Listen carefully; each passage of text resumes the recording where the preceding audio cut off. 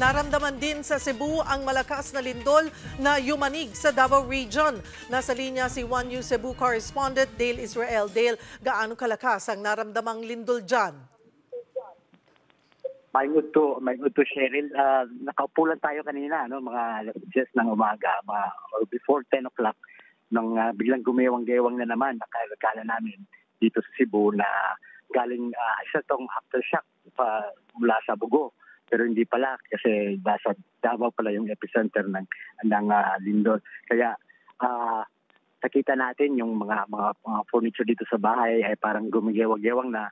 Pero medyo hindi naman siya ganun kalakas dito na feel sa Cebu, pero matagal na bago matagal yung pag-shake ng dito sa Cebu.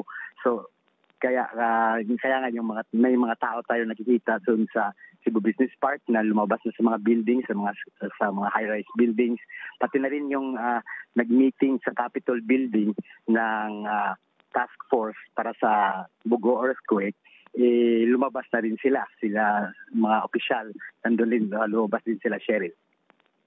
Mga gaano katagal, sabi mo nga medyo malakas or matagal, Dale, mga ilang minuto tumagal? Mga halos 1 minuto yata yung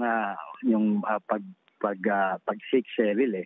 Parang medyo mas matagal pa to kaysa nangyari na lindol doon sa Bugo. Kasi yung mga 30 seconds lang yung sa Bugo.